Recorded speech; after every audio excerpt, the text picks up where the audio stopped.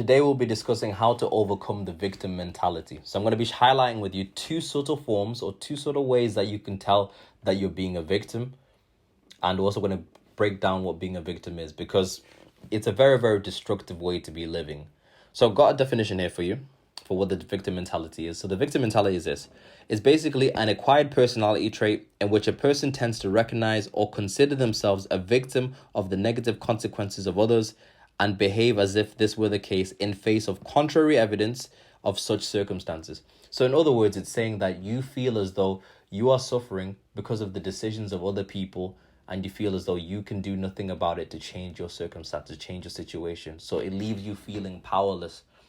And sometimes you can be a victim, you could be holding the victim mentality and not even know you're holding this victim mentality. And it's so destructive. So all of us will have different aspects of our lives where we normally have a lot of control, but there'll be one or two different aspects of our lives where we can really, really improve. Now, the aim here is for us to become people who are proactive, not reactive. So when I'm talking about proactive, you're being the type of person who takes their life by the horns, and you design your life in the way that you want it to be. That's what true power is, molding your life into the way that you want it to be, but you can't do that while you're being a victim. So the first subtle sign that you are being a victim is that you complain a lot. So complainers, if you find somebody who complains a lot, best believe that they are probably holding the victim mentality at that moment in time. Now, with complaining, you got to understand this. There is no net benefit to complaining. One, complaining is a big anti-seducer, so it repels other people away from you. When you complain, nobody wants to hear it, really. It's negative energy. It's draining. People try to avoid that. Two, what you're really communicating to the people is that I have no control over my life. I am weak. That's really what you're saying when you're complaining. I am weak. That's what you're saying. Nobody's ever said it to you like that. But that's really what you communicate. You're saying, I have no power over my life. That's not attractive, especially if you're a guy. That's really not attractive. Stop complaining. Whenever you catch yourself in a situation where you are complaining about something that you're not happy with, first of all, ask yourself this question. What can I do about it? What can I do about it? So for example, let's say you're in the workplace and there's something that you don't like. Like maybe you feel like you're being underpaid and you feel like, you know what, my manager needs to see my value. It's not fair. My manager doesn't treat me right because he doesn't pay me right. What can I do about it? In that moment, you can say, okay, I feel my manager does not perceive my value. What can I do? Okay, cool. I'm going to create this presentation. I'm going to show and display this evidence, present my case to show why I should be paid more and why I'm providing lots of value to the organization. And you can present your case. That could potentially change your situation. What you can do is you can speak to HR, that and say, look, these people are being paid in this market for this amount and I'm being paid this. Can I be paid more? Or two, you can leave. You can go somewhere else where they can find your value. Because when you stop complaining and you ask yourself, what can I do about it? And then you do something to better your situation, your self-esteem improves. Your self-concept improves. You become the type of person who perceives yourself as somebody who has control of their life. You can mold your life into what you want it to be. That's being proactive, not being reactive, rather than complaining and moaning and staying in the same situation and things not changing. Because sometimes things can improve if you were to do something. There's a difference between being unable to change a situation and being unwilling to change it. Many people fall in the category of being unwilling. So just by asking yourself, what can I do about it? You can take action in the present moment to make things better, right? That's taking ownership. That builds self-esteem. So that's the first subtle sign that you're being a victim. You're complaining a lot.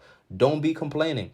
Now, a little caveat, there's a difference in complaining and a difference between trying to find a solution. So sometimes you can be in a position where there is something genuinely that you're not happy about. Cool. You can discuss it. You can have your little moan for a little minute, and then you can come up with solutions to make things better. The problem is when you have your little moan and you don't do something to move forward. That's a problem. So you really want to fix that. That's the first thing. The second thing is a lack of accountability in your life. Now, of course, when you have a lack of accountability, you normally do not perceive the fact that you have a lack of accountability. So most people who don't have any accountability don't know that they don't have any accountability. They'll genuinely believe that, you know what, these things are happening to me.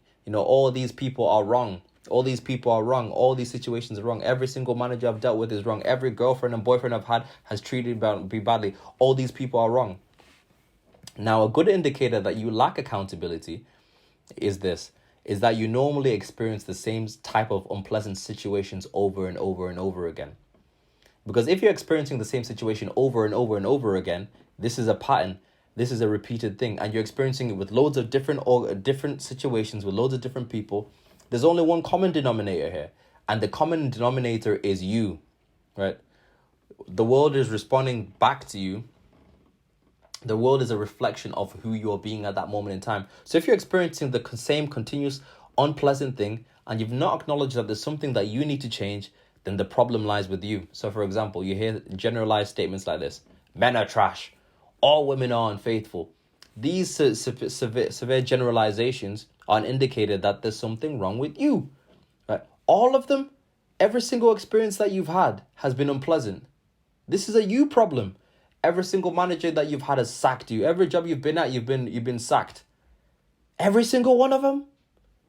It's you, right? There's a lack of accountability without you taking into consideration your role in things, the role that you played in these situations.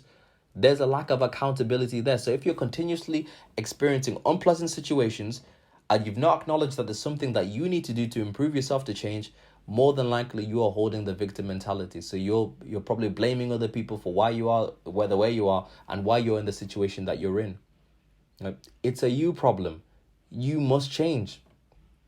These are the biggest two indicators, in my opinion, of somebody having a victim mentality. So one, always continuously complaining, always somebody else's fault, never me. And two, you continuously experience unpleasant circumstances that you're not happy with, and you've not acknowledged that there's something that you need to do to change. If that's you, more than likely you hold the victim mentality, and that's a very destructive thing. It's going to hold you back from being all that you can be. You always feel powerless. You always feel as though you're at the mercy of circumstance, which is not what we want. So that's the idea for today. I hope I've given you something to think about. You guys take care, and I'll be back again soon. Peace and love. Bye-bye.